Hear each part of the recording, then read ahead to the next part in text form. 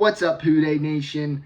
Welcome back to a new episode of the Bengals NFL show. I'm your host, Braden Guthrie, and today we are going to be going over to the Bengals' depressing and saddening loss to the Pittsburgh Steelers, losing 23-20 in overtime. It was a crazy game. Week 1 isn't over, but as of now, I would say it's the craziest game of the week so far, and I think it will stay as such. And part of the reason why it was crazy, because for a majority of the game, Joe Burrow did not look like Joe Burrow. Joe Burrow had 2 touchdowns, 4 interceptions, and a fumble. It was Joe Burrow's, not even arguably, I think everybody can agree, his worst start yet in the NFL. I would say his second worst start was against the Bears last year, and this game was significantly worse.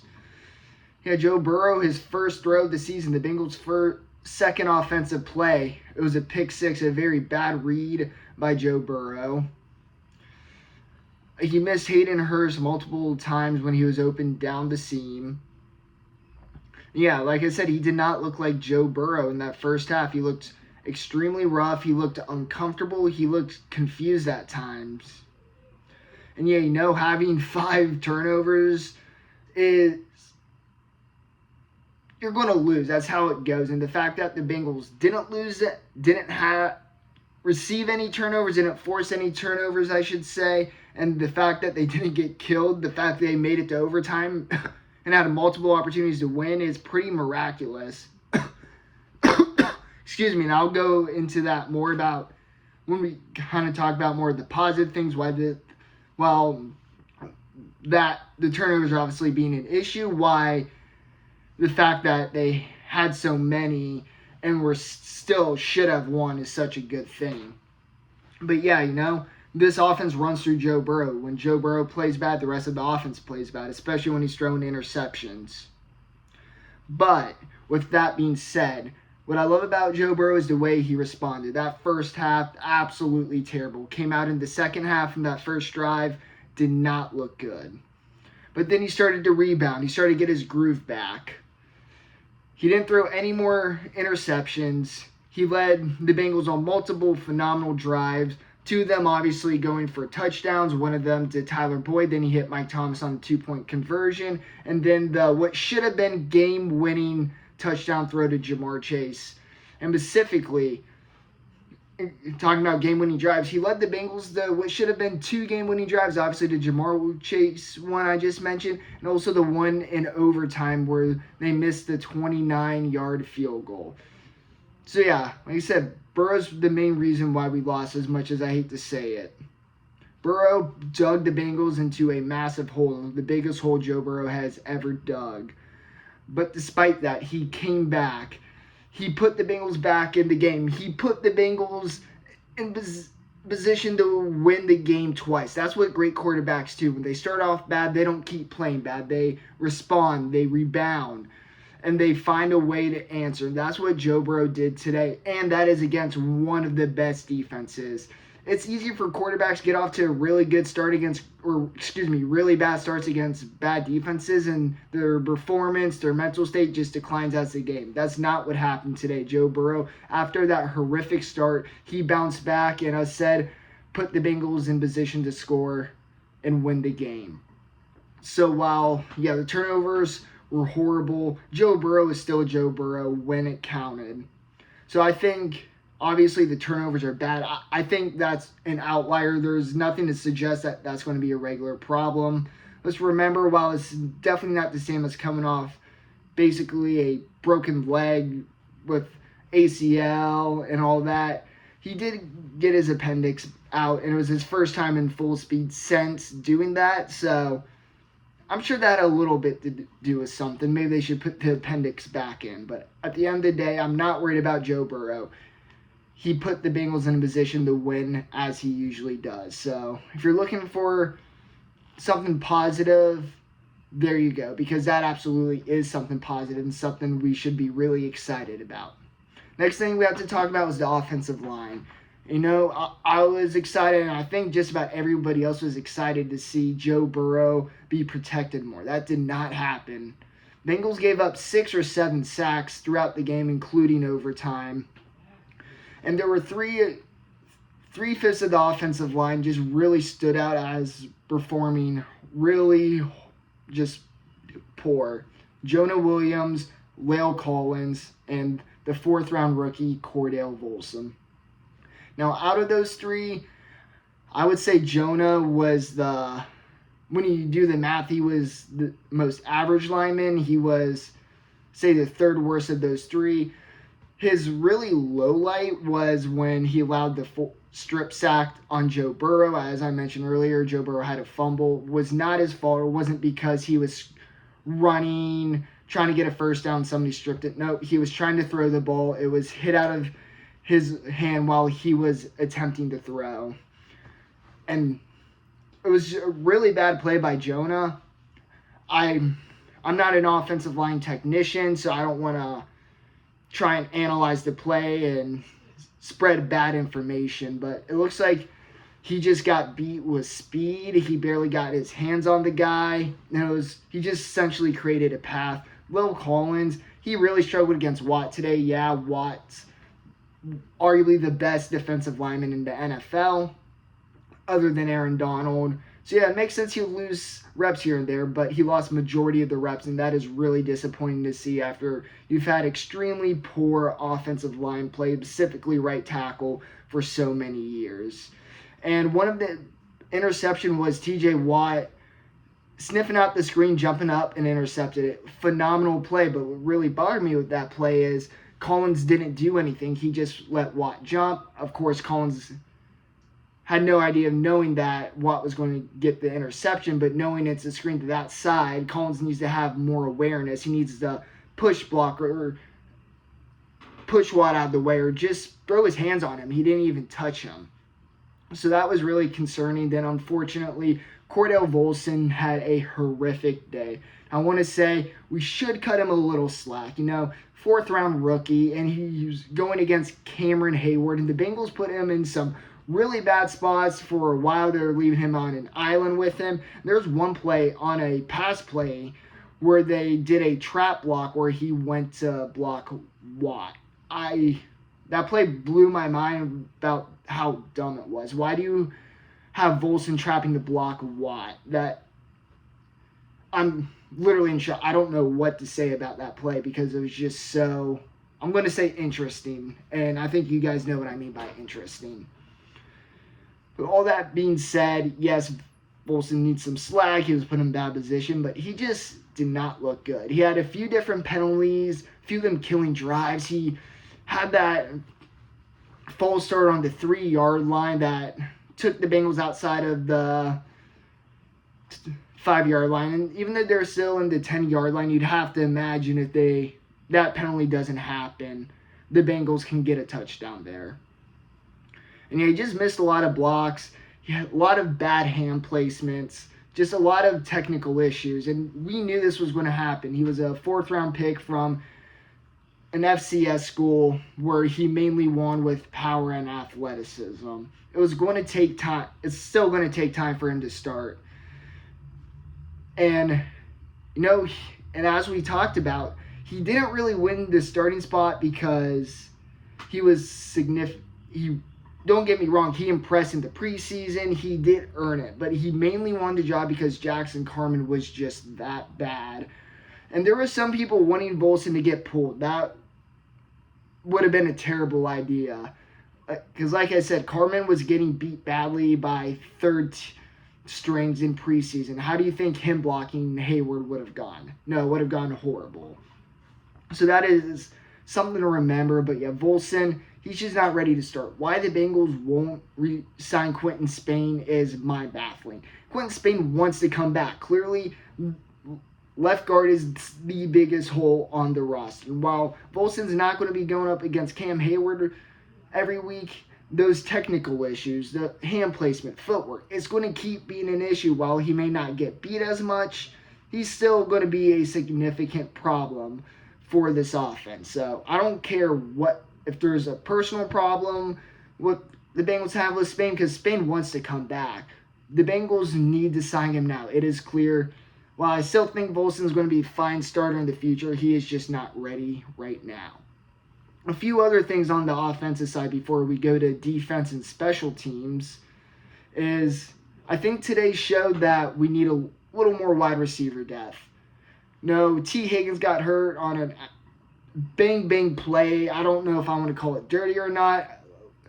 Full speed, it certainly did look dirty, but T. Higgins also did drop his head. So it could have been a dirty play. It could have just been a bang collision play. So I don't want to throw accusations out on that. Mike Thomas did an okay job filling in for T. Higgins. He had that 2-point conversion that was extremely clutch. That was a great play by him. But other than that, he was unnoticeable. Joe Burrow did overthrow him on a 9 route. It looks like the timing was just a bit off there. Perhaps a lack of chemistry. But that was definitely more on Burrow than on Mike Thomas. There was one play in particular that annoyed me with Mike Thomas today is when Burrow threw it over the middle. It looked like Thomas caught it for a second, then it got hit out.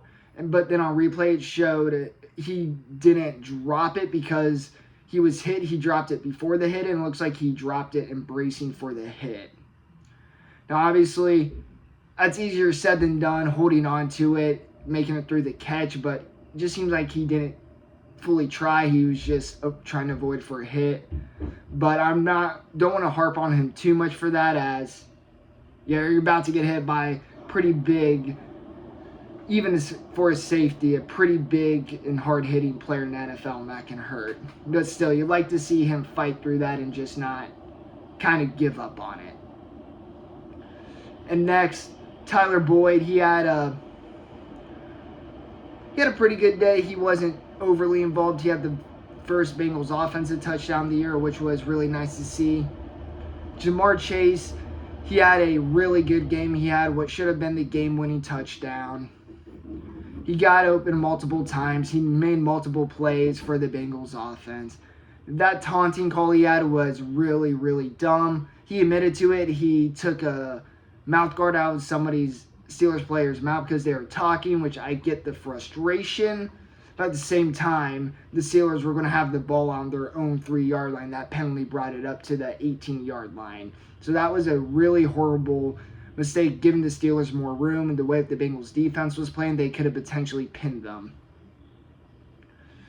And yeah, and final thing for the offense, Mixon played really good.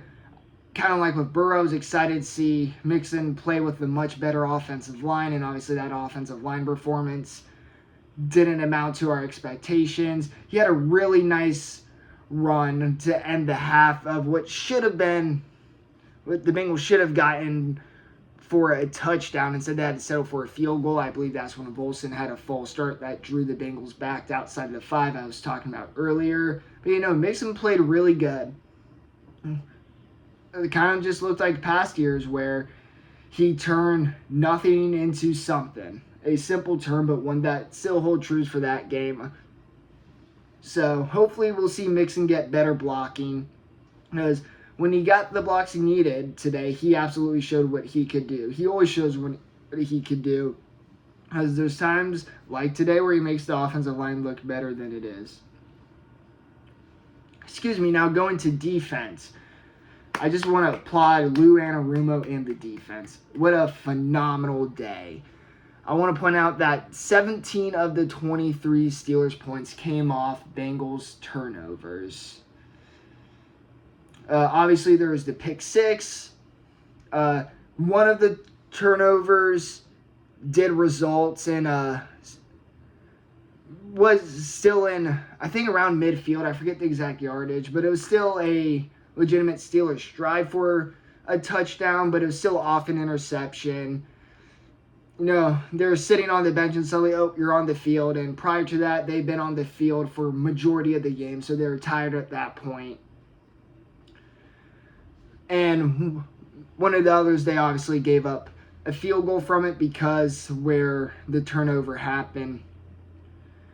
So for the defense, they were consistently put in horrific situations, yet they held out strong just about every time. So that was really phenomenal to see. Even though, yeah, it's Trubisky, the Steelers' offensive line is bad. Part of the job in the NFL is capitalizing on that. I mean, if the team is bad, their offense is bad, then yeah, you should absolutely be swarming to the ball every day. The offense should very rarely be finding success, and that's what the Bengals defense did today. Now, on the final drive for the Steelers that led to the game-winning field goal, it seemed like they went soft a few too many times.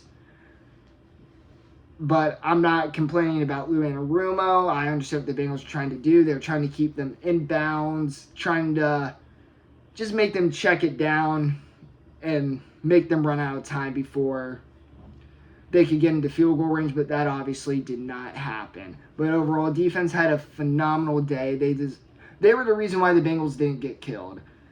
If the defense played bad, the Bengals get blown out this game. So the defense deserves everything after this week. Lou Anarumo deserves everything after this week. Now, special teams, that is something to talk. Well, obviously, Clark Harris got injured, and people don't appreciate long snappers enough because we've never had a problem since Clark Harris has been here. He's consistently been a perfect snapper, and kind of like with offensive line, long snapper is a position where you only really get recognized if you screw up. And that's what we saw with Mitchell Wilcox today. And I want to give Wilcox a ton of slack because he's never done an NFL long snap. And he just kind of had to do it suddenly. It's not like he had the week to prepare. Clark Harris got injured during the game. So yeah, he was just kind of thrown into that position. And don't get me wrong, all his field goal snaps were horrible, and we'll talk about that here for a sec. But instead of getting mad at Mitchell Wilcox and blaming the game on him, I think we just need to use this time and to remember and appreciate how amazing Clark Harris is. Now, going on to those missed field goals, both of them were because of the snap by Wilcox. For what should have been game-winning extra point, Wilcox snapped it slow, and that allowed time for Minkah Fitzpatrick to block it. Then for what should have been game-winning field goal, he snapped it way too high, and that completely threw off the timing. And going off that, there's two things I want to say about that, which should have been game-winning field goal, one for Huber, one for McPherson. Yes, the Bengals kicked it on third down. And you know why the Bengals kicked it on third down? In case of a bad snap. If a bad snap happens, they can just not kick it, they could down it, they can cover it, so they have a chance to do it again on fourth down. While you don't see that as much as we used to in the NFL, given Wilcox's struggles leading up to that point, I had no problem with that. I still think the offense should have stayed on the field, but I understand the Bengals' logic. They specifically were preparing for a bad snap, and that's what happened. But yet, they still tried to kick it, and Huber should have fallen on the ball. He should have covered the ball, lied down, called the play dead, so they could have had a better shot on fourth down. But instead, he put it down, kicked the field goal. Obviously, the field goal was shanked. But yeah, I was really annoyed that Huber didn't cover that. Because like I said, you specifically kick it on third down in case there's a bad snap. So you have a chance to redeem yourself, try again. And Huber did not capitalize on that. That specifically talked about, hey, bad snap here, we have just cover it so we have another chance. That's what Huber should have done, but he did not. I know, and yeah, it's an easy mistake, a lot of things rushing, but in that situation, you need to know what you have to do, and Huber did not, unfortunately. But that being said, I'm not blaming. It's more Wilcox, way more Wilcox's fault than Huber. It's just disappointing to see a veteran, somebody who knows the game, who, when it comes to special teams, even if he's not the punter he used to be, still very smart, very aware, a leader on this team. It's just disappointing to see him screw that up when he should have known to cover the ball. Now, McPherson, obviously his timing was off. I personally think he should have just kicked the field goal. If you looked at it closely, he kind of hesitated going for the kick. His right leg was in front, so that's kind of what caused him to shank it. His body turned to the left. And I think if he just would have not hesitated, just would have kicked it, it probably would have gone in. That being said, you can only blame so much on McPherson for that. Very minimal. It's easy to say that at the time, especially when you consistently practice with Clark Harris. It's simple, perfect snap, perfect kick. So McPherson's game and timing was just completely thrown off as soon as Clark Harris left the game. So yeah, the special teams, all of Wilcox, Huber, and McPherson could have been a little better. And with that being said, now we have to go to Coach Zach Taylor. Now, Zach Taylor, I thought, did not have a good day at all for a few specific reasons. Number one, the Jamar Chase, which should have been touchdown. Chase caught it right at the goal line. The ref called it just short of the goal line. Zach Taylor didn't challenge it. There was clear video proof that the ball was crossed the goal line, and that should have been a touchdown. Zach Taylor never challenged it. Then the Bengals couldn't capitalize from the 1-inch mark line. So that, obviously, the Bengals should be able to score when you have first and goal at the 1-inch mark line. But still, they should have never had to run a play, because if Zach Taylor would have challenged, they would have won the challenge and had a touchdown. So Zach Taylor missing that was huge. That was a very poor mistake. Now, as I talked about earlier, kicking on third down. Like I said, I completely understood it. I'm not too mad at this decision, but knowing Wilcox's struggles, I don't know why you play for the field goal. Why risk it? If you have another play to potentially get a first down before you have to settle for a field goal, why not? I get Burrow has struggled. He's thrown a lot of interceptions today, but in the last few drives, he showed he's gotten his groove back. So why not at least allow him to attempt to make a play? Heck, even say, if this guy's not open, either throw it away, probably not try and scramble, kill the play if your first read's not open. At least give him that opportunity. Because, like I said, he was finding his groove. I just didn't find it to make sense when you're so worried about your long snapper, why you would put them out there a play earlier, as we saw that hurt. But like I said, I understand. And if Huber did cover the ball, then I think him sending the field goal unit out would have received a lot more praise. So, like I said, I disagree. I think he should have let the Bengals offense on that third down, but I'm not too mad about that one. Now, the next one I want to talk about is, I'm not sure whose fault it is.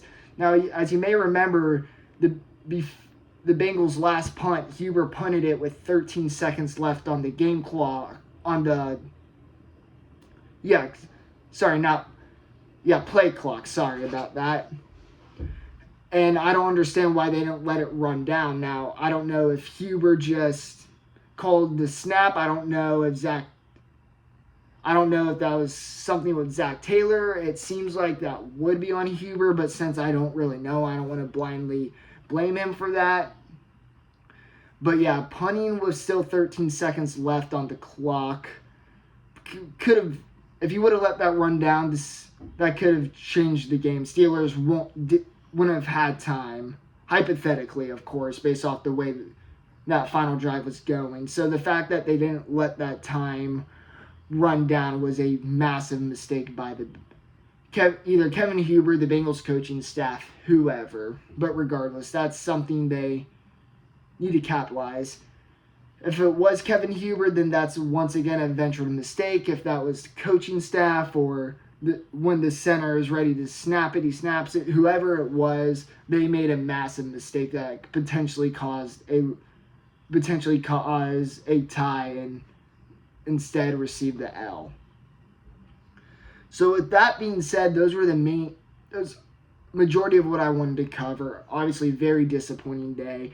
The turnovers killed the Bengals, and the defense was phenomenal. And some of those mistakes by our special teams players, all Wilcox, Huber, and McPherson, potentially cost the Bengals a win. So, and you know there's no one specific person to blame. Yeah, Zach Taylor had a pretty bad coaching day, but he didn't throw 4 interceptions and fumble it. He wasn't getting destroyed by the offensive line. Yeah, Volson had a really bad day, but he was put in a bad spot. Jonah didn't help him. The big right tackle that everybody was excited about played really bad.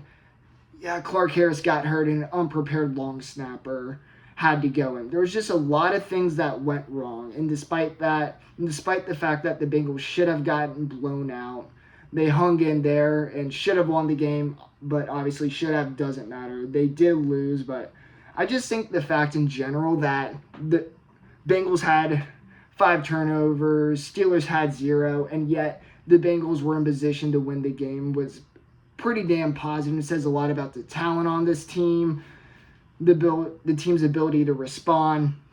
So while it's a very heartbreaking and frustrating loss, there are still a fair amount of positives to look at this week. With that being said, that is everything I want to cover. Thank you guys so much for watching. Sorry if my wording's a little off. There was a fly right there. It's been a very long week for me. I'm exhausted as I'm recording this. So thank you for staying with me as I record this video. If you guys could please like this and subscribe, that would help me out so much. Helps my page grow.